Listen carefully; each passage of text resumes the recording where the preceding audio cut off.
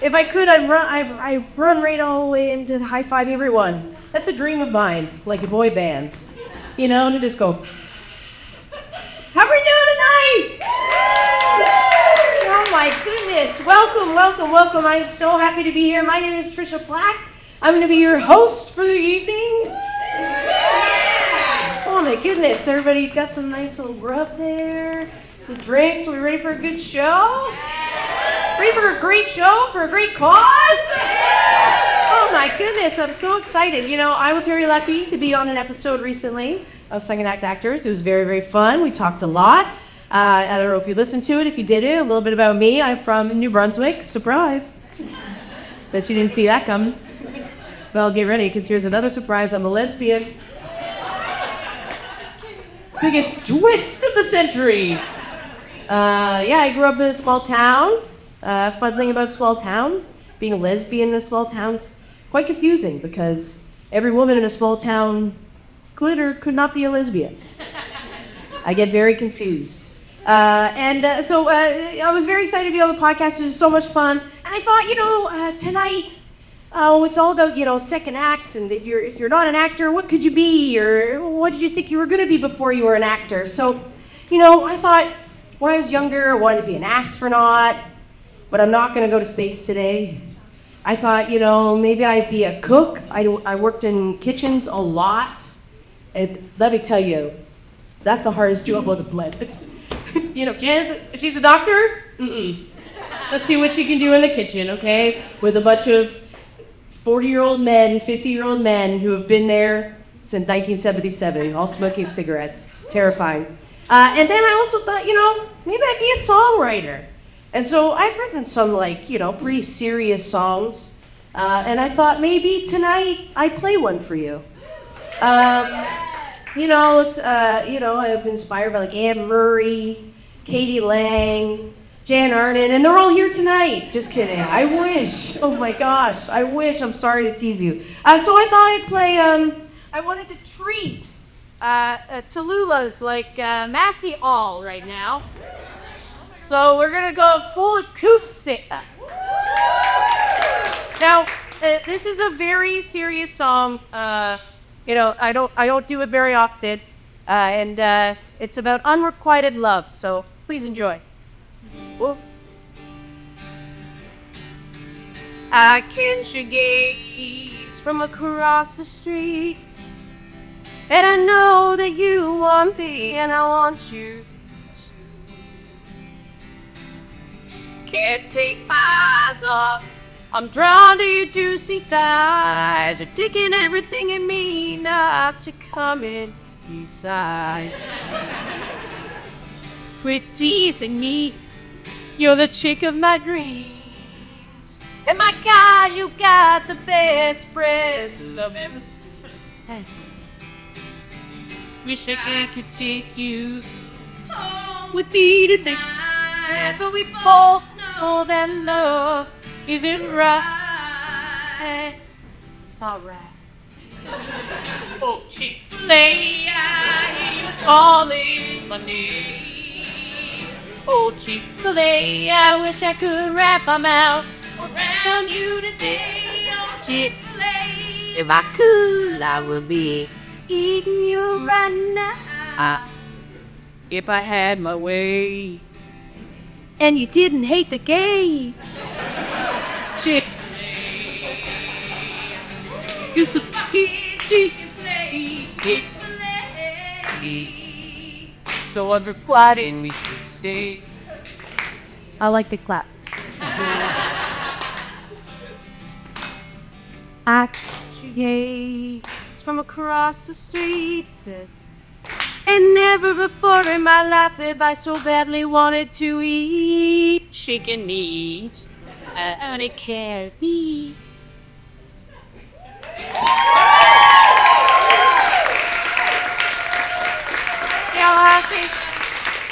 Try to sell it, try to see if Van Murray will cover it or something. It's a very serious song. Are you ready to get the night started? First of all, I'd love to welcome to the stage the folks who This night is fundraising for, I'd love to welcome to the stage Monica from Get Real Movement. Awesome. Randy Carlisle, is that you? What? Randy Carlisle. Hi, yes, Diego. Thank you, everybody, so much for being here today. My name is Monica. My pronouns are she, they, and I'm the content manager at Get Real and also one of their lead speakers. If you haven't heard of Get Real before, we're a nonprofit organization, and we combat 2S LGBTQ plus discrimination, racism, and bullying in schools, workplaces, and community spaces. And we do that through education. So we have workshops like our 2S LGBTQ plus inclusivity, combating anti-Black racism, Trans 101, queer Black history, and so many more other workshops. We also do that through our leadership, youth leadership for marginalized youth, and also support. And we have like our gender gear program. We have our leadership program for youth. So if you know any youth in your life, please send them to our website. We want to offer that support towards them. So we're really pumped to be here. Janet has been such a big supporter. We know Janet from the clinic that we shot a couple of years back. So if you haven't seen the clinic film, please do so. It's so impactful. And it's really important for us to be here, especially on Trans Day of Remembrance. Because today, it's not just about remembering, it's about action. So the fact that you are all here today, it's taking action to support our 2S LGBTQ plus community, but specifically the trans community.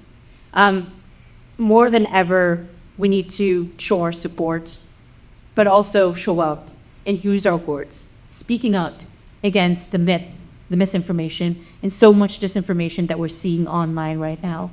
And so the fact that you are all here today, we just appreciate it because it's that one step closer to being in community and continuing to build spaces, especially with keeping our trans families in mind.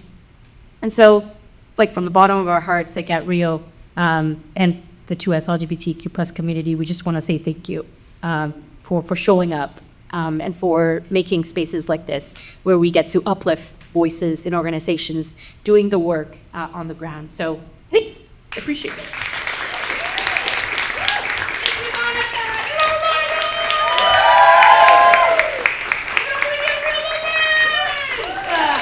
It is so important and so incredible. I was just in New Brunswick actually speaking to a bunch of queer youth, and it was incredibly powerful and moving. And so nights like this are incredibly important. So yes, I'd like to echo Monica and say thank you all for being here. And so we will get the ball rolling. I'd love to welcome to the stage. They have a better career than I do. They are a doctor, an actor, they do it all. Please give it up for your host with the most, Dr. Janet!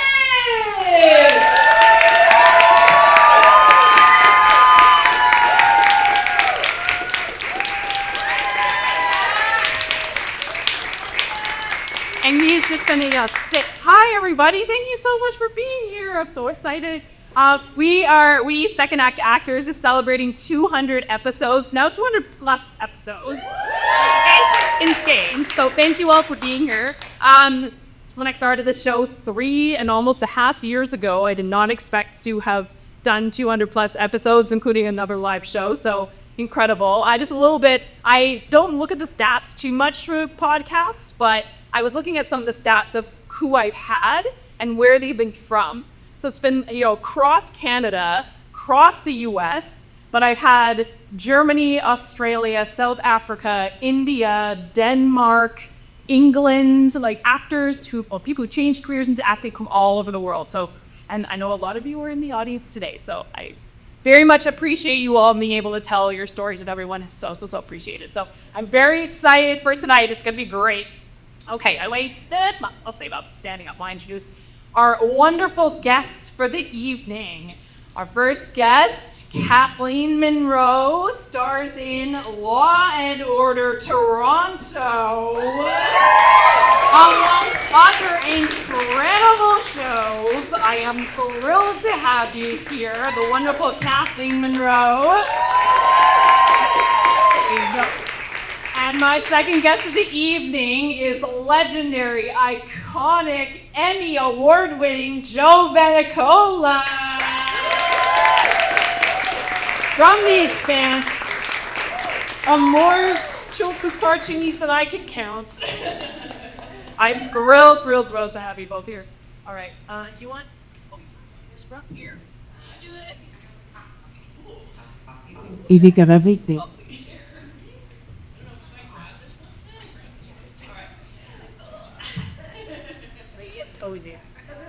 So, I always guess I love that. It's like the Graham Norton couch, but brown. I would love to start off with the most loaded question, and if you've been on my show before, you know what it is. Tell me your story. How did you both get into this crazy business? Okay. Thank you so much for having me. I'm so happy to be talking to you. I was like, what is the what's the succinct way of answering this question, because it could be long or short. But I guess I always felt drawn to theater, particularly when I was a kid. I grew up in Hamilton, Ontario. And so I just did, whatever I could in community theater and school theater. And then when I was deciding what to do after high school, I had no idea about like agents and TV, and felt like it was all just this like kind of mystical wonderland. And so I thought maybe I'd be a playwright or go into theater, maybe I'd go into like academics or something. And it was an acting teacher of mine in Hamilton who sat me down for lunch and said, like, look, this is how the industry works. Do you want to do this as a career? We can, talk about agents. And it was a really, like, I think of that moment as like some little gift bag dropping down from the heavens or something, because I just wouldn't have even known how to begin navigating. And it was at a time when there wasn't much online presence for this kind of stuff. Like, it really just felt like opaque. So I just started working. I took a year and a half off school. Then just kind of went from there. So it just was like really, doing whatever jobs I could find, anything that paid or didn't pay or whatever, for long enough that I started to feel like it could be a job. I do as a child actor and a dancer. And in Canada, you wouldn't know me. He's known as a child actor. But I did start literally on Sesame Street when I was 8 or something like that. And it was my first voice gig, thing. So, but I that time quite young. So I was a teenager from the Montreal to Toronto, and I had to work, and the only thing I knew was the arts. So I pursued a career, and went banging on doors as a 15-year-old looking for an agent, and I finally found one, and I just started working as a teenager, and was a pretty wild career then. I've been around for a whole lot of decades already. I'm old now. For there.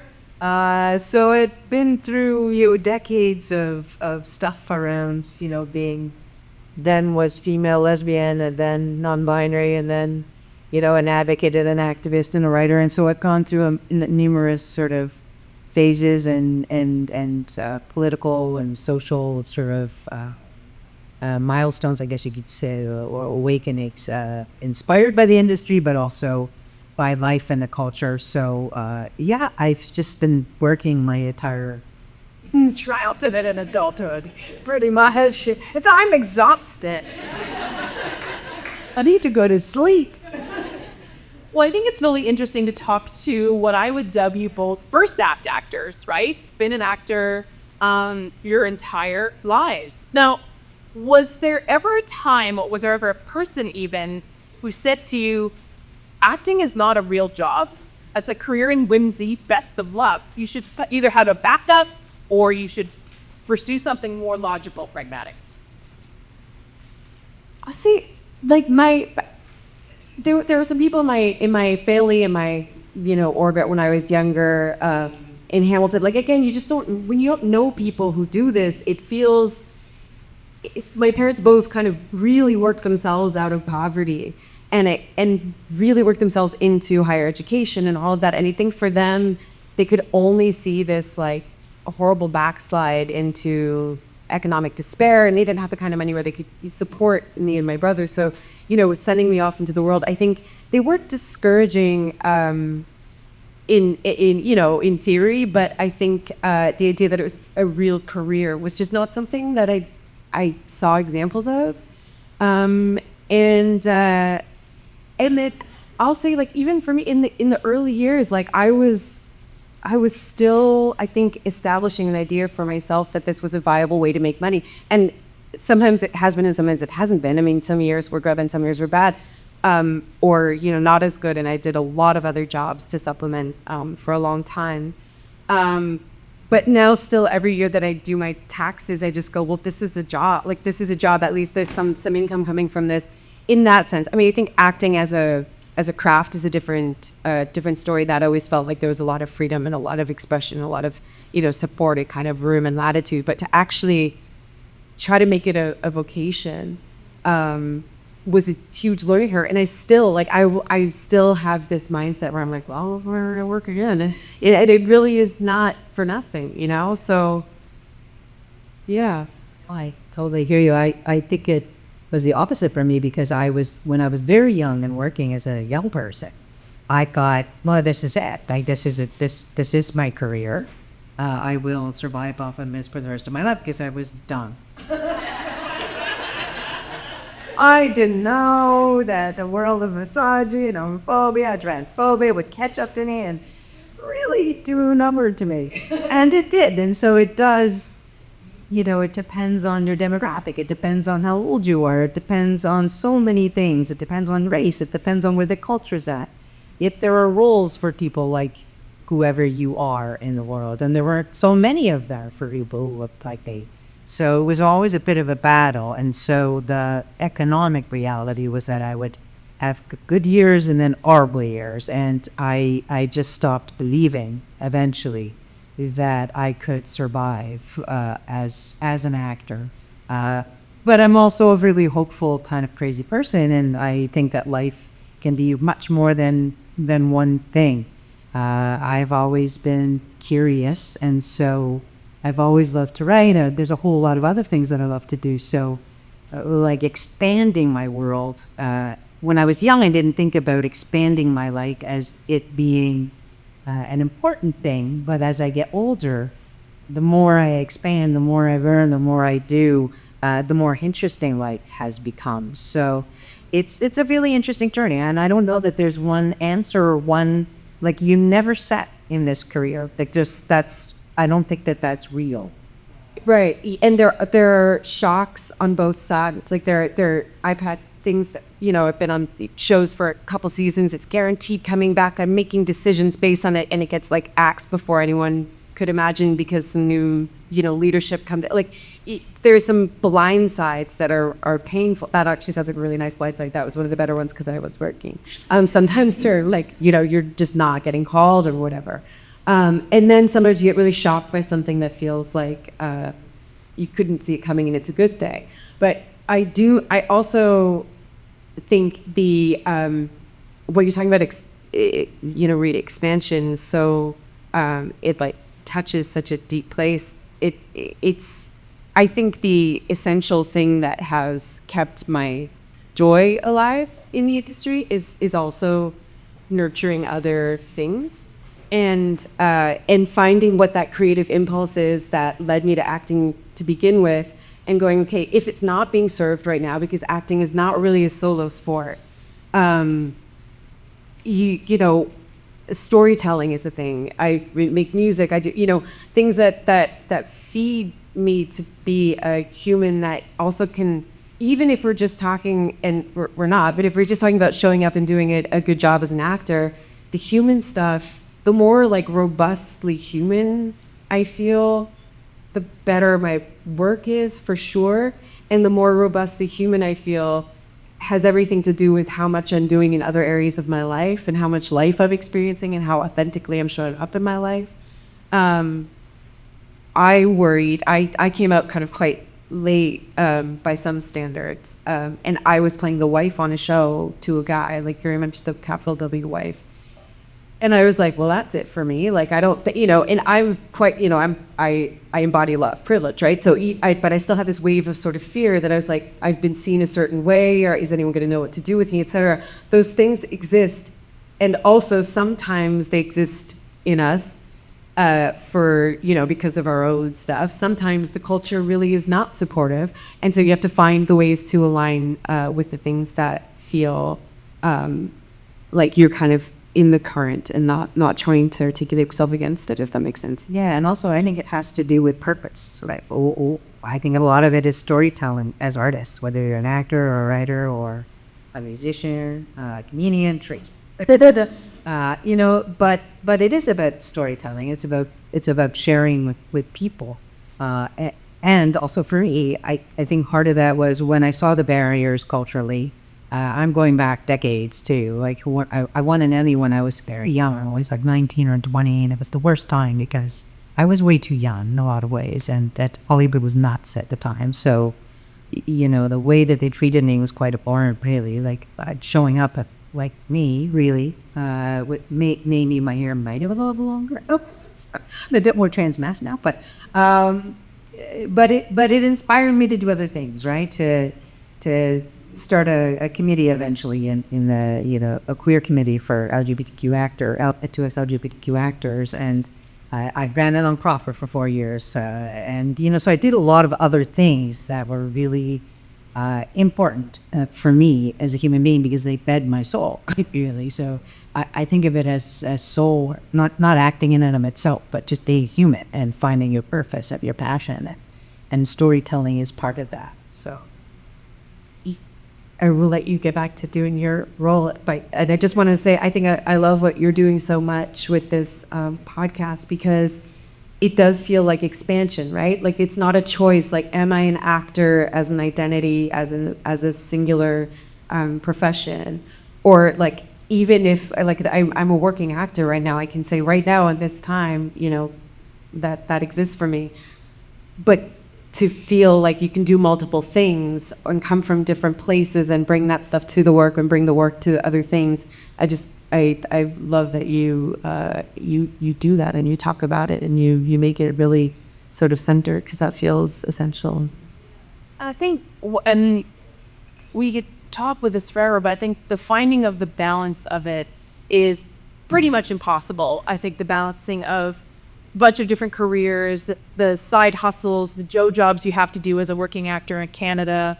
And I think that's where I think it can get tricky, because there's going to be so many people who will say, well, if you aren't focused on solely acting, like you need to tunnel vision focus yourself into that. And that's a very other careers, yeah, you do have to do that. As a doctor, I did have to do that. So I think people trying to legitimize the career of acting, like that's all you got to do. Serious actors, they just do the acting thing, which I think is, yeah. I mean, you're going away up. I'm like, the festival, believe you worse is always ringing for auditions. So that's just almost it's just so mind. I won't say the word. You would have said mean. Stuck in that. Because it especially in this country, in Canada, it doesn't mean there's tons of opportunity. There isn't tons of opportunity. There might be some years, but it doesn't necessarily mean that it always remains that way. And so it isn't the individual artist's fault if the work doesn't exist. Yeah, and you can be absolutely on fire in your soul with passion for acting, and also devote your time to other things that probably will feed that passion. And I mean, I've been in this industry so long.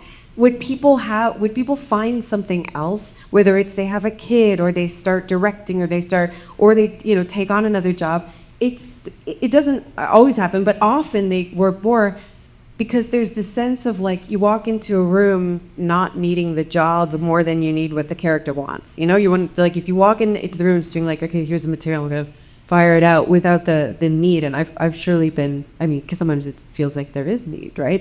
We need to make a living at some point, right? So it's hard to shake that off when it's essential, but I don't even know what that would look like reading Ibsen at home. Like, I don't know what devoting your life entirely to acting would be. Monologuing? I don't know. But I don't think, like, again, I just think the more, if I feel like I'm not doing a great job as an actor, I'll, like, maybe go to a museum or read a book or something, or like go and hang out with people or be in the community, because it's like the humanity that does it, I think. I mean, you both have had incredible careers. In your time in the industry as actors, has there been anything that surprised you? So, Nope. Yes.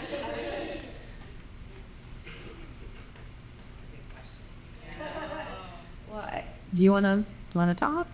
If you got something to, Well, I feel like it changes, because as a kid, I didn't know a lot. So learning a lot of things was always a surprise. But then I have to say, being in the world of what felt like, white men with power and privilege, and I was just a very passionate, like, performer kind of person who just wanted to do my work, and learning that wasn't how the world worked. What was really a surprising revelation as a young person, and having to navigate this system of the industry took a lot of time, and it still does. It just changes over time as you get older, and you understand how to navigate it a little bit better. But I'm still surprised sometimes that the political current culture right now shocks the heck out of me. But that also impacts our industry, and so COVID, politics, social issues, all of those things, like the level of hatred right now, particularly towards trans people. Like, so it impacts me, and it impacts my career, and it impacts the industry. So we can't really separate those things from reality and or our careers. So we have to find ways as people to live with that, and to maybe make a dent, maybe change it in some small way if we can, and find ways. Well, for me anyway, it's really important to find ways to do something that matters, right? I'm just for me and my career, but for those of us around. So. Yeah, that's, yeah. I mean, I right now I'm shadowing a director on a feature films, and I've got some stuff that I want to make, and she's a trans director, and every day I think I go in, like, bracing a bit, and then I realize actually it's going so well, and people like that. It's been a bit of a positive surprise, and I don't think it's emblematic of the culture in general. So I'm not meaning to be like, it's great. She's really, really astonishing in the culture she's created on set. But also, what I thought of today, I was like, I've never been directed by a trans director before. That feels wild based on, like, my social ecosystem. And so even that, like, it's like this weird, because I think cultural industries feel like they're on the forefront sometimes of progress. And then you kind of look around and you're like, yeah, but where are some of those voices that we talk about uplifting?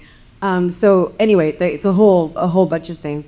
I would say just to give kind of this is a bit of a practical surprise thing. I thought there were points in my career where I would get so specific, I would drill down on what I wanted, and I'd be like, I just want that kind of job. And it was so specific that I would write this stuff down, and I'd go, okay, I remember saying, like, one for me, which felt completely inaccessible. I was like, this is like dream zone, whatever. I was like, I want to be a series regular on a premium cable or streaming show. Like, give me like an Amazon, give me an AOC back, that HBO, whatever. And with people that I find inspiring, and I want it to be like a show that I'm proud of. And I would dream up this stuff. And I got it. And then I got it again, and it changed nothing, like almost nothing in terms of my, like, the moving of the needle. But it changed so much in my heart. Like, I loved those jobs so much. And I realized, like, this is maybe a little bit cheesy and a little bit revealing, but I I would sometimes just say, I hope this job surprises and blesses me beyond my wildest dreams. And I mean that in kind of an agnostic way, but that beyond my wildest dreams. And I was looking back recently, there's a show that I did that I really loved that hit its 10-year anniversary a couple weeks ago, and I was like, it really did. Like, it really, really, really, really did, but not because it got me any more jobs. Like, and if anything, you sort of, sometimes increased visibility makes some people think they know who you are and what you can do, and it's not that things get limited, and it all sounds like a really nice problem to have, and it is. But the idea that like it was so surprising to me to go, oh, the goal of like, I want this milestone, I want that milestone, I want this award recognition, I want this. It really is that kind of like, I don't know, almost like but past that, I don't know. It's like that, things pass. You experience them. You can, you metabolize this stuff in this career. I've completely changed my goals. Like, I don't put as my goals the milestones. And I know it's easy for me to say I'm on a show that's, I'm lucky, so I'm not trying to be like, unaware of that.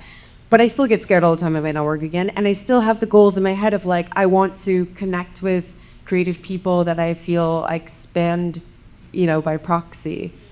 Or I want an experience of like internal kind of like learning or something, or I want, whatever it is, it's not anymore the thing of like, I want this job, because I want this job is hollow. Like any kind of ego-based thing, it really is. And not to say that making money and earning a living is not important, it is, but I just, there's some decoupling of the thinking of that stuff that has been valuable for me. I would love to know, because the vast majority of my audience for the podcast and my guests on the podcast are people who have changed careers into acting or who are simultaneously doing a job plus acting. Do you have any advice for people who would like to be more creative in their lives or looking into starting acting later on in life?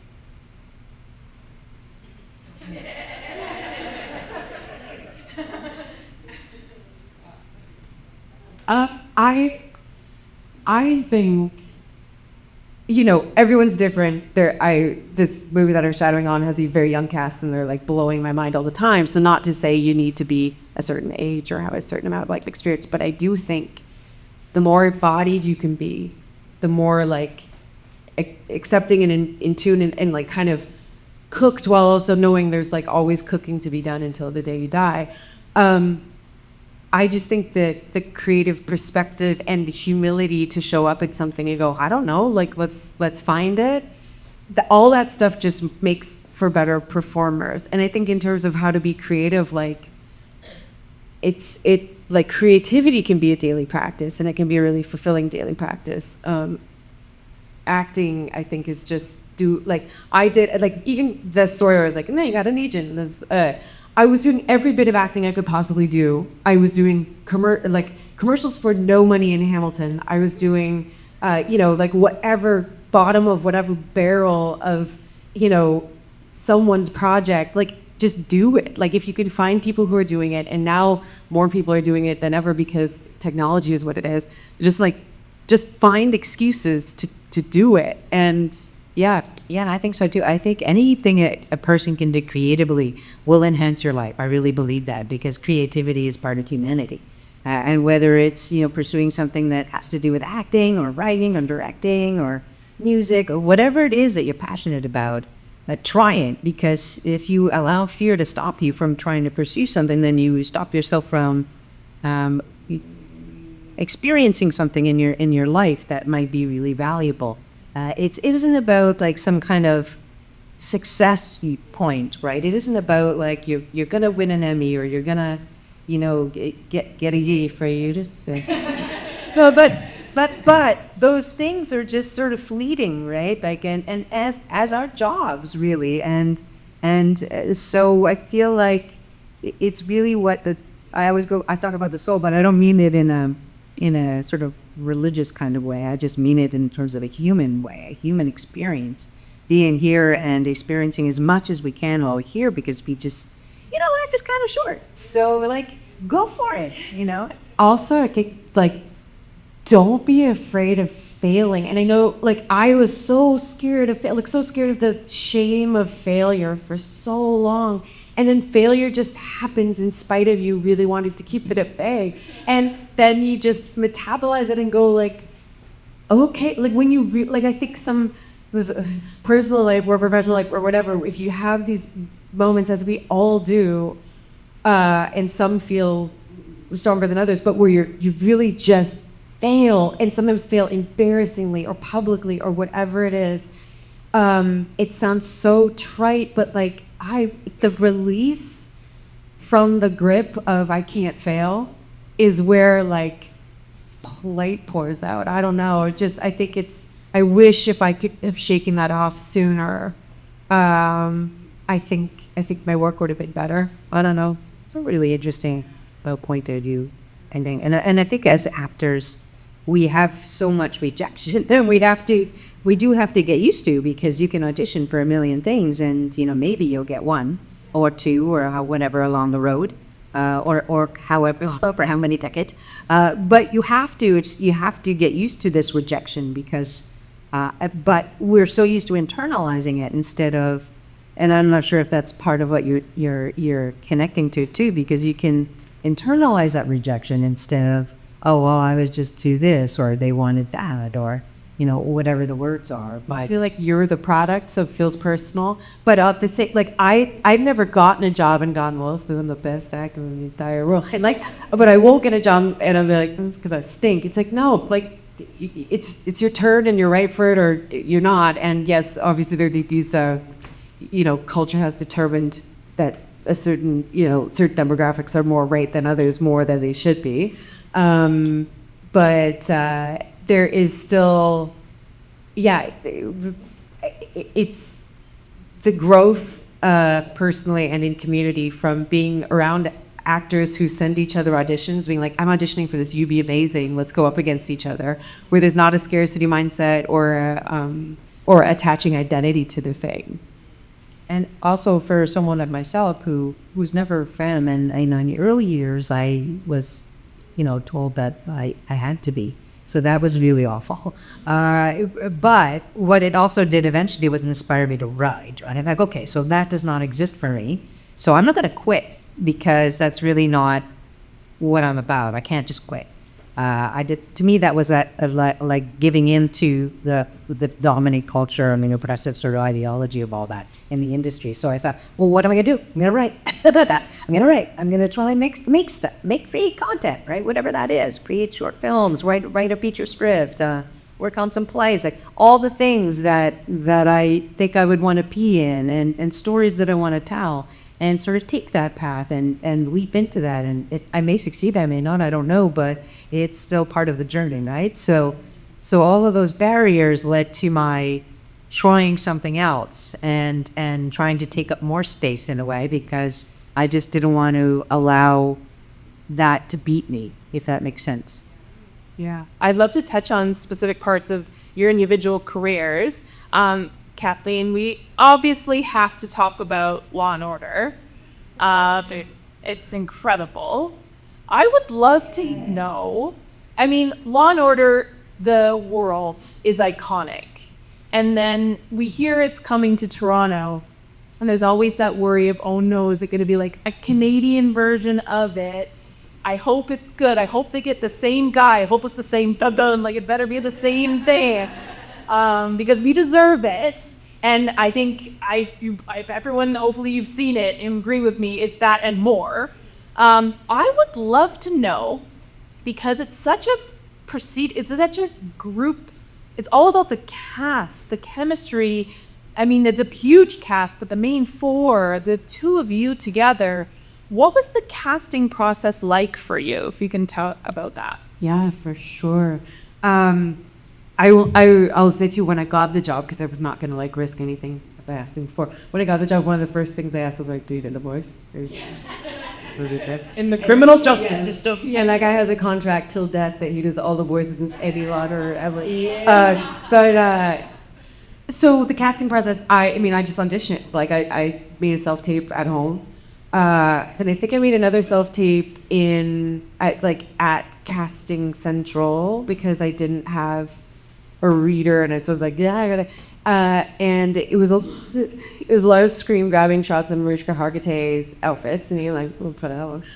And then, but yeah, no, I had a Zoom. It's like how you audition. I think I went in 4 times or something. I had a Zoom with the director and producers, which felt totally bizarre. It was the second Zoom audition I ever had. I hated it. And so I was looking at my bookshelf being like, I don't know, because then no one were up there. But I had worked with the director on something, so it felt familiar. That was nice. We did not run the scenes more than once. We just blew through them. I didn't feel great about it, but did that. And then they had me come in chemistry read with Aiden, who plays my cop partner. They had just offered him the role. He'd never seen a Law and Order in his entire life, and he was living in Australia. And so he flew in, got off a plane basically, and stumbled into this chemistry. And I had luckily worked with him before a few years ago, where I was the dead wife, this role, and she's got a sheet, and she's like, all the flashbacks to the night, guys. Yeah, that's it. I did some nothing. But a friend of mine started coming to that. So we and I worked together in that capacity. So we knew each other. And we have a joke that he said, he was like, well, thankfully, I just got off a plane and I wasn't off book and whatever. So for the chemistry read, Kathleen brought the chemistry. I was like, I brought the read also. He's exhausted. If you would say this is not dislike him, he's a phenomenal actor. And had the part. But I do remember leaving because he had never seen Law and Order, and it was the scenes with us together, and he was doing this really beautiful kind of Columbo thing. And I was like, and they kept being like, so Kathleen, just do a little more. Just do a more. He's like, John Medeiros. I was like, this, it just was I left being like, I don't think it's going my way. It didn't feel great. And I think that's another thing too, is we are not supposed to be the barometers of our own work. We're supposed to not be thinking about, to be just sort of present is the only thing, really. And then someone else decides if it works or not, and that's subjective anyway. But and then I got the job, and that was that. But I really, I just fought it out the way we fight this stuff out, I guess. Yeah, I think that's really it's great to hear. I think I like that. Great, you sent a self-tape into the ether, just like all of us are doing. And nothing, by the way, filming weeks and weeks. It was like, I was going to go my way. They hired me, I want to say, within 10 days of going to camera, for 2 weeks. So we had very little prep time, maybe 2 weeks. I got a call in Starkman's Medical on Bathurst and Defiant, looking for a knee brace to Spargo Reiki. And and the first person I told was the woman who was helping me size a knee brace. And it was a Saturday morning, and they had to get the call out because we went to camera in under 2 weeks and had zero prep, not zero, but it was real fast. Yeah. Well, to go from that to not just series regular, but the lead of the show. I thought there was going to be courtroom stuff. No, it's a happy workload, but I mean, I love the work. I love working. It feels really. It's never it's exhausting for sure. I had burnout to the point of trying to open my home door with my car keys and being like, I'm locked out. Trying to be just the mental burnout is so real. But I love there's not a day that I'm not I'm so lucky to have a job in this industry. And a job where I like the people I work with, love the people I work with. And now we've done 3 seasons. Now, I'm playing around, and it's joy, I think I've only one time been on something that has gone more than 2 seasons. So, it's just ever lucky as hell, yeah. That's great. I think what is really fantastic to see is it is pure Toronto, to the point of I've had some people say, I don't know if I want to watch it because I'm scared because it's my city and I'm watching crime in the city. And a lot of the stories are real Toronto crime stories. Yeah. And I think that's what makes it so wonderful.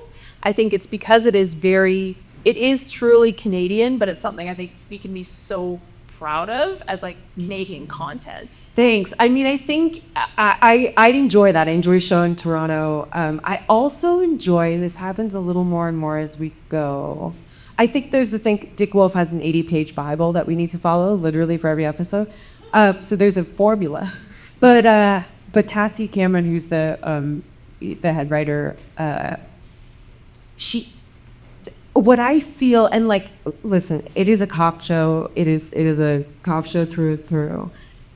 And wherever we can find the mini subversive things that, you know, that we can put in there, we do. Not to say that it's, you know, that it's doing something it's not, but some of the close to home cases that are coming up in the season we just shot are really sensitive. And some of them I was like, don't, you know, like it's too sensitive. And watching the process go from being like this kind of out and out propaganda where we're heroes at the end of the day to things where, you know, there are a couple episodes, one in particular, where at the end we're like, wow, we really fucked up. And to like make sure that when we're treating especially local cases through, you know, putting it through this TV format, that we also don't just adhere to like all of the American conventions or all of the American, you know, policing values. So I mean, that's like I read up a lot, and Tassie also does. And so you know, there's a conscience around stuff. Not to say that it's, again, I'm aware of what we're making, and I love this show. And I grew up watching it, and et cetera, but, you know, to show the city and to be Canadian and also put some values in there where we can, or complicate the values a little bit. Yeah, first part. I think that really, that's what really shines through. And what I've seen, at least in my binging of it, the evolution, again, especially from first season to second season, of tackling a lot of these sensitive issues, and also the evolution of your character being more, I would say, like the psychologist. Like your character seems to get humans, I think, as a lovely balance to your counterpart, who is more of the kind of like seeing unique things, talking about Van Gogh and stuff like that. You're more about, at least when I was seeing character, the people, and it blends really nicely. But it also means a lot for your character. I'm assuming, again, taking on inner yourself, you're taking on the feels of the people. How's that been? Yeah. I didn't think of it until we were in it, and then we were talking earlier before we came out here about like this kind of work and how you're not, you know, if you're not present enough to feel the stuff that's going on in a scene. I'm sure some people can do it convincingly, but I don't know how to do that and do a good job. But to be porous like that, and we have to be porous as artists no matter what we're doing. There's a cost to that sometimes. I played the victim on a lot of these shows for years. That's like how I made my rent, and that got really, really hard. And I think because your body remembers, and you know, and then meaning that in this job, there've just been a few episodes where things either kind of strike a chord with things in my life, or the material is like just, you realize you're sort of talking about this stuff in a rote way, and then you go like, oh, it's actually like this is real stuff, and but it feels like building a little bit of a fence that people can kind of fall apart in the space, you know, in the middle of, and that feels like a worthy thing to do for a job like this. You know what I mean? It's a TV show, but it feels like there's it's life and death stuff all the time. It does get, it's tough sometimes, I guess. I take a lot of baths. And meditation practice. Yeah, I don't know if that really addresses it. I think it also, you know, for this character too, I think I want to play her like she really believes in the system, And then there are these moments when like the system is not equipped to deal with the things that adhere to her values. And I think that's the zone I like to play in the most. And that's sort of what I like push a little bit, is like, what do we get it wrong? What does the system that I'm, so devoted to, not serve people that should be served? And also, I think the guiding thing that Kathleen and I talk about a lot is, like, who's the bad guy? Like, is the bad guy? And sometimes it is, or is the bad guy the economic system in Ontario that, like, makes it impossible for some people to afford housing? Like, and we can sort of orient our values around that instead of being, like, murderers from their core, And you're talking what? No, I love it. Like, it's a fantastic show, and yeah, season 3 is coming out. That's exciting. Yeah. Joe, your career is unreal. I love researching my guests' career so much, and I've loved learning about your career. There's a myriad of things I want to talk about. I would love to first initially talk about one of my favorite shows I filmed in Toronto, The Expanse. Mainly because one of my favorite episodes on the podcast, a lot of people's favorites, was when I got to talk to the cinematographer of The Expanse, who you worked with, Jeremy Bennett. And incredible cinematographer, but I think it was an amazing show. May it rest in peace. But being on a show like that, being on a show like Slasher, and then you add in being Erica, another 20 years in my tape back in the day. That's funny. Yeah, I was it's just your career is. Well, yeah, I mean, well, I think I think I'm a little older now. I'm in my 50s now, and I started when I was 8. So, like, it's a long journey, and then like TV movies and different TV shows, and sometimes they last, and sometimes they go away. And The Expanse was just one of those shows that like you were saying, I did it was during COVID, so I did my Zoom audition. I hated it. My cat had torn down in my lighting equipment. I had to do the camera, it kept drooping, and I was like, I can't stand this. And then I had to do the Belter accent, and I'm like, no, it's not even a real accent. What is that? So you want me to do that? And then someone I knew died during that week, so I was like, no. I'm like, no, I can't do this. Yeah, you got to do this. Just do it. Where's my manager? Just do it. You gotta be all right. Just do it. So I'm like, oh, okay. So all the hell happened. I thought, oh, there's no way in the world. Like, every possible thing that could go wrong went wrong, including the accents. But then, 2 auditions, 3 auditions, 4 auditions. I'm like, oh my God, well, what do I do? But once I got there, it was really, really lovely. And the cast was lovely, and Jeremy's an amazing DP, and it was really fun to be on a show like that, because I had never done that kind of a sci-fi shit. It was really a cool one to be in, so that was a lot of fun. And Being Erica was really a lovely show back in the day that I think a lot of Canadians really loved. And I think probably, I was on that for about 3 seasons. It was a small role with me, that Dr. Nadia, but enough to keep me employed and to pay my rent, and that was really, that was good. So it's always the best when you have a show that can pay your rent for a few years. You have also had a very prolific voiceover career. You're the voice of many children's cartoon characters. Yeah, and it was one of those things that I never really thought about as an actor. Like, I would do these auditions, and I thought, I don't know what this is or what I'm... And I would audition for years for these characters, and I would never get any. And then I finally understood I'm not really putting enough effort into these auditions for voice, because I somehow, I just wasn't trying hard enough. And then when I started to apply myself a little more to those things, I started to book those gigs, and I was like, oh, it's just really good. Maybe just roll into the studio. You can like smoke a cigarette and do a lot of things. You don't have to do wardrobe. You don't have to do those Zoom meetings. None of that stuff comes into play. So you just show up at the studio, you play around with your character, you voice a character, and you go. And those were the best gigs.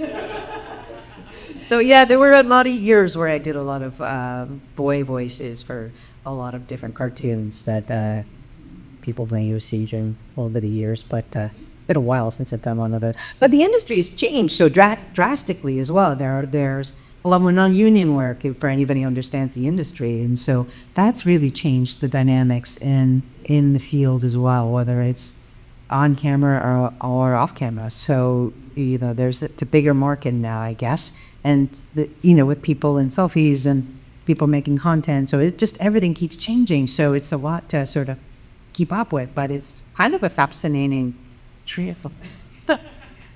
And you also wrote a book, a very powerful memoir. I would love to hear about your experience writing that. I know it's extremely personal, but also your experience now as a published author, adding that to your career as an artist. I love writing. I mean, it sort of taps into another part of me that, it isn't about the words that other people write for you to say. You can put yourself into whatever it is that you're doing as an actor, but it was really important for me to be able to write things that mattered to me. And my memoir was just one of those things. It was called All Hilda Couldn't Say. And I wrote it because I really wanted to not only speak about being an actor, that's sort of a part of the story, but what it's like to grow up in a dysfunctional home, what it's like to leave home early, what it's like to be in this industry and to feel othered and to try to deal with all of these battles that are inward, but also, having a public life as much as you can, and how I navigated that as a person. And I really wanted to leave something that hopefully, if somebody could learn something from or get something from that book, that it would have meaning and it would matter. And I didn't really know what I was doing. I just wrote for years and years. And then, willed it down. It started as a novel, then it became a memoir. So it took a lot of practice, but the process was daunting. But I knew I had to get to the finish line, and then I knew I had to try to find a publisher. So I just didn't quit, and I don't know how I did. At the end of the day, it just was nuts, but really, really cool. And then Daniel, you're out here somewhere, was a publicist for my memoir, and I was at Buddy's for my launch, and so it was sort of full circle. So I love this place. But yeah, it was a bit just about the journey, really, all of those parts of my life, and putting it into something that I was just trying to create meaning, not just for me, but hopefully for others. I would like Tricia Black to come on stage. Where are you? Because I give you this mic. When Tricia was on my show, they were not able to talk about it's a little show on Netflix called Wayward, which I would love to hear about your experience on that show. Your character is hilarious, and if you haven't seen Wayward, please go home and binge it. It's insane. From the mind of Mae Martin. Yes. Starring the incredible Mae Martin, Toni Collette, Tricia Black. It is a trip. Yeah, it's a trip for sure. It was a really wonderful experience shooting that show. I don't know, like sometimes when you're an actor or like anybody in the industry and you're working on something and you're like getting to know everyone, and then you keep filming and eventually it feels very special all of a sudden. That was one of those shows that felt like incredibly special as we were making it. It was a wonderful set. Like the cast is phenomenal. We all were, I work primarily with what I call the kids, even though they're like in their mid-20s, but to me they were my kids. And, I work with them, and there's these young, up-and-coming Canadian actors who are so talented and were so fun to work with. Like Sydney Topliff and I had a hoot together, but like we had they're just truly, we had games nights, and like Mae threw an awesome little like party for the cast and crew, and we had, somebody read our auras and our tarots, and it just felt like a very special experience. And I think some of us chatted about it after, because it was everyone but Tony Collette was a Canadian or had dual citizenship. And the crew was all Canadian, and it was a Canadian production company along with Netflix Canada. And so it kind of felt like we were like, oh, wow, we're doing it, a full, cool Canadian show. Wow, what a dream. And then, to have it kind of like blow up when it premiered was so exciting. This show's wild, but has a lot of heart in it, and it comes from a place of May's best friend was taken to one of these schools for troubled teens. So there's a lot of truth behind it, but also adding in like some mystery and some wild stuff. And my character is such a goofball and a little lizard. So endearing. Like, he is so endearing.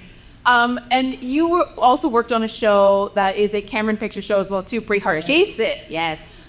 Tell us about that experience. That is a great Canadian comedy. Again, I love that show too. Like, I'll do anything for the Cameron sisters. You probably feel the same. Where you been? You haven't had you yet. I know they try once. So and they're certainly the best. They're so fun. Our characters on Pre-Heart Cases, mine and Miguel's, Swallows and Chase, we're supposed to only be in one episode. It was the potential to recur. I did a Zoom audition and a Zoom callback. And it was only supposed to be one, and then they just kept writing us in, and like we had so much fun. And I've worked with Meredith McNeil. Currently, right now, we're on another show with her on Small Achievable Goals, and we had done Baroness together. And so it was really a really fun experience. It was also like my first big like TV gig was that, right? Like it was my first time getting something like that, and that role was written for somebody in their 60s. Originally, I was like, wait, why am I getting seen? I was like, I'll do it. I love this part. It's so funny. Like, yes, absolutely. And, I also, like, because I had done stuff with Meredith, she also kind of, like, suggested for them to see me, which was very kind of her. And, I think in this industry, we have to kind of help each other out a little bit.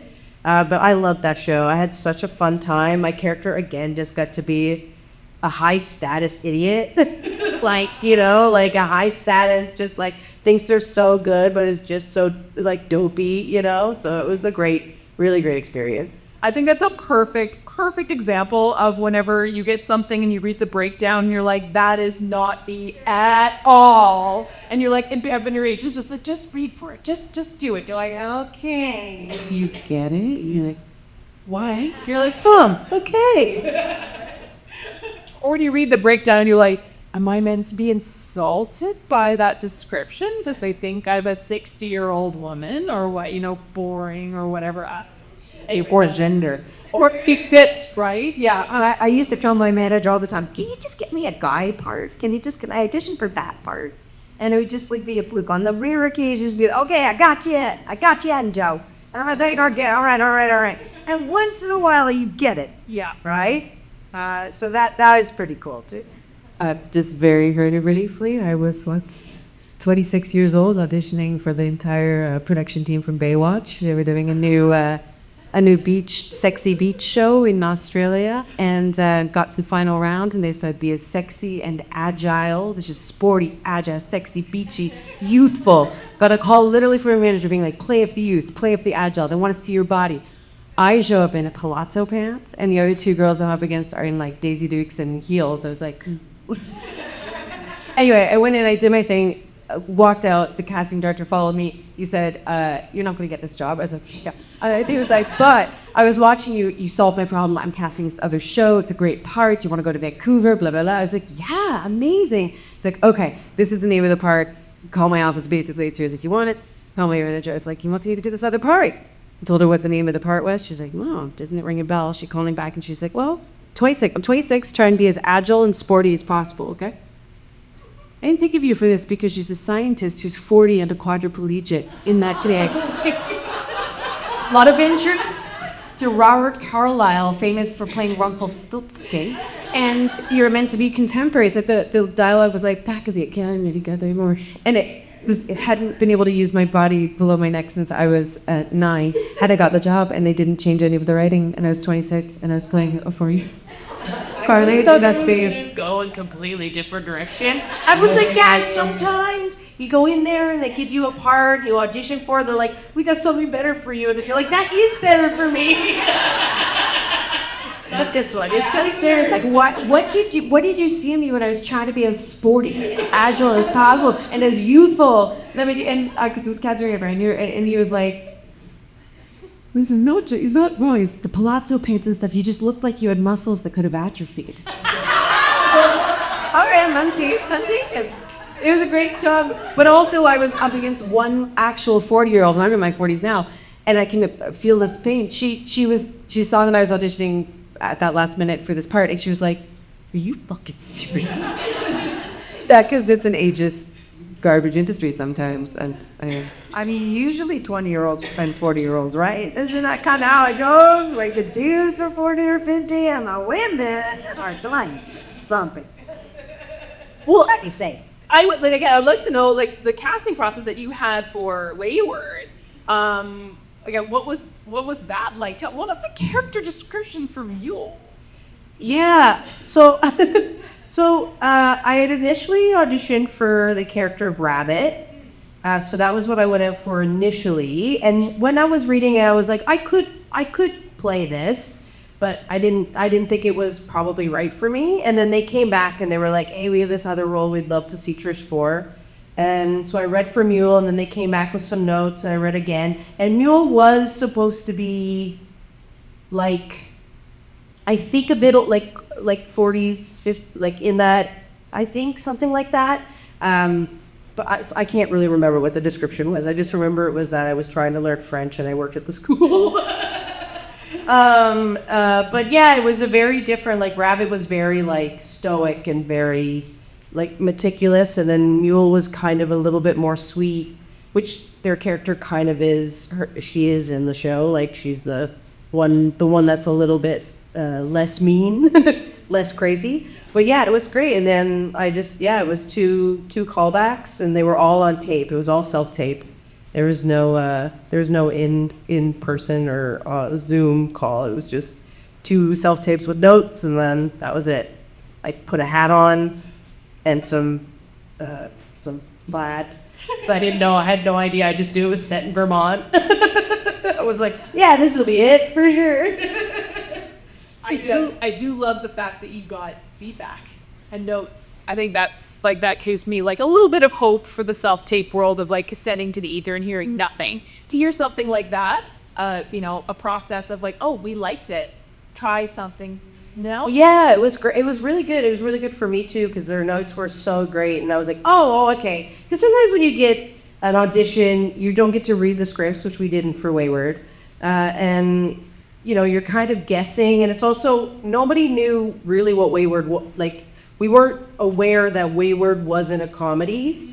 It was very much a dramatic thriller with like comedic moments through the characters. So when you're auditioning, I think what they were getting, or what I had heard, is that they were getting people doing a lot of comedy stuff, and that was what the show wasn't. And I'm pretty sure I did that too a little bit with my. So they were like, just be a bit more grounded and a little bit more. I was like, oh, I didn't know that this show was a full scary like terrifying Toni Collette horror show. So but that was kind of the process, and it was good. I liked it. It was a good one. That's great. I guess elephant in the room, we are missing someone up here. Eric Johnson was supposed to make a guest appearance. He is very sorry. He's had some issues on set today and is not able to make it in person. He is this is announced already, he's in the prequel for The Boys called Vought Rising, which is filming here in Toronto. And they had apparently a massive day on set that is still going. And so he's kind of like, he was open to like tumble in here.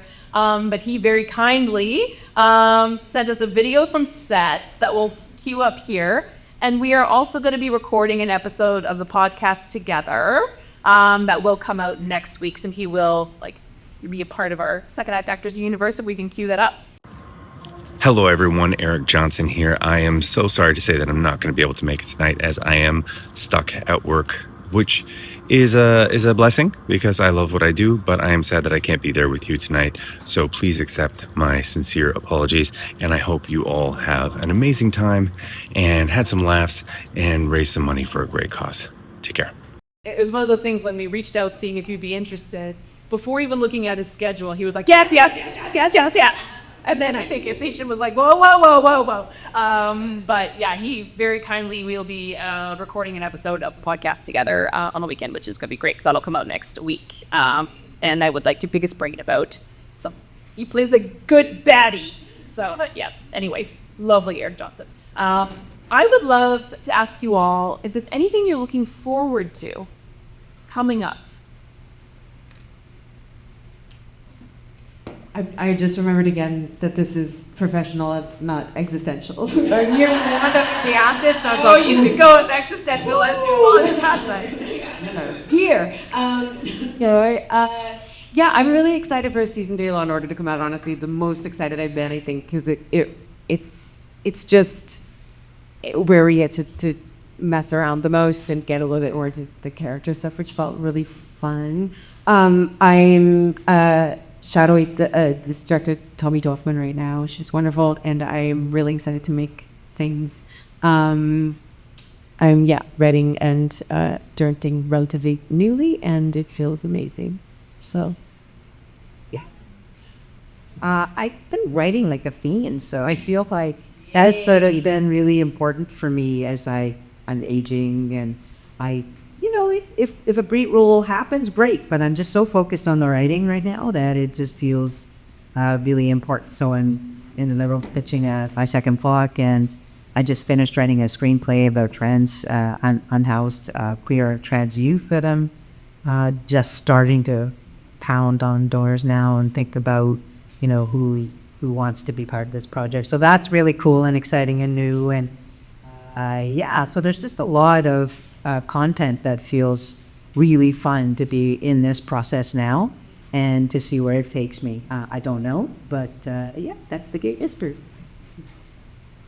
I have a show coming out. I think they haven't released the date yet, but it's next year. I think it's going to be March, but it's called The Miniature Wife with Elizabeth Banks, and so it's going to be really fun. I describe it as it's like Honey, I Shrunk the Kids, but for adults. but fighting husband. It's very fun. It's gonna be. The scripts are incredibly funny, and I'm very excited for it. So it'll be on Peacock, which I think in Canada we get it on City TV. So if you have Prime, you can get it through Stacked. You gotta go through a lot of hoops to watch some shows, but it will be available somewhere. It's worth it. It's worth it. It's worth it. It's gonna be so fun. Do you all have any final words of wisdom or advice? I will say I forgot to say that I'm excited to do more line dancing here at home for Line Dance Night. And so it's spirit buddies, and it's really fun. Queer line dancing. I love it. So that's exciting for me. But words of wisdom. You know what I was thinking when I was listening to you both? I think I was thinking about I have film development. Development's weird. It takes a really long time. Still learning everything as I go. And I was sort of lamenting to a friend of mine in the industry, and I was like, it's so hard sometimes. It feels like Sisyphus, like we're pushing these rocks up a hill, and it's so hard. And he just went, yeah, but you love writing. I was like, that's true. I really do. He's like, you get to write more, so just go write. I was like, that's so true. I love this. And then it's also like auditions. I was like, I'm doing these tapes and they're going into a black hole and oh my God, I love. And then another was like, you love acting? I was like, I do. And I think there's the love of it. If it didn't exist, God, I'd have a different job. It's not an easy industry, and it's an industry that reveals some of the best and the worst parts of humanity, right? And I think if you love it, all of that stuff is just part of doing it, and you find ways to do it, whether it's auditioning into oblivion or writing something or finding some other way to tell the story. But I think that that's really real. I totally agree. I think that can't let other people tell you what you should or shouldn't be doing with your life. If you happen to be poor, but you're pursuing everything that you're passionate about, then that's your choice. Like you can't change everything, right, in the culture, but you can pursue your own passions and goals. And if you have to do a side gig, you do a side gig. It's just part of life. Everybody has to pay the rent, but that doesn't mean that defines who you are as a human being, or it defines who you are as an artist. So I just say, like, let all of that negative, judgment and all of that horrible stuff that, people will do to people who are artists, regardless of the medium and the genre. And you just have to hold tight to yourself and keep close to people that cherish that part of you, and have some good boundaries with those who don't, and just keep going, because that's really what it's all about, is the pursuit, I think. There's a lot of really successful people in the industry who I don't think we call artists, and I think we get to define that, and that's for us. I love that. That's great. I think too, like for me anyway, this is just what I do. I like to watch as much Canadian content as possible. I think it's really important to try to like support each other and uplift each other's things, whatever we're making, whether it's a sketch or a short or a film or an episode of TV or a commercial that you're in or something. I think it's so important to like watch that stuff and like uplift each other. And like, I don't know, throughout the pandemic, it was crazy. I would just be like, I watched this movie, so I was gonna text or Instagram the director, I don't care, whatever. And often, more times than not, they would respond and be like, thanks for watching it. So I think that's something that is like, we don't think to do in this industry too, is that, and that's just something I like to do. So I think you should do it too. Anyway, Miniature Wife, so if you just go to Prime. Love it. Well, thank you all so much for being here, for your incredible stories. Thank you for sharing your ups and downs and everything like that. I so appreciate you being here to celebrate with us for 200 episodes. And we will token of appreciation for you all just to say thank you. And thank you. Congratulations. We graduated. Thank you so much. And I also just want to say to the Get Real movement, what awesome work you're doing, and I'm really excited to learn more, and I'm happy to chat with anybody at some point. Maybe collaborate on something, or I don't know, whatever. If you need anything, I'm around. And let's begin. Thank you so much. Thank you. Thank you. Thank you. And speaking of mingling, we may be done the podcast up here, but the night isn't over. So everybody stick around, have a drink, mix, mingle, I don't know, tingle, dance, do the thing. And again, if you need me to figure out how to watch Miniature, I'll be in the back. So thank you again. Thank you all so much for being here. Thank you.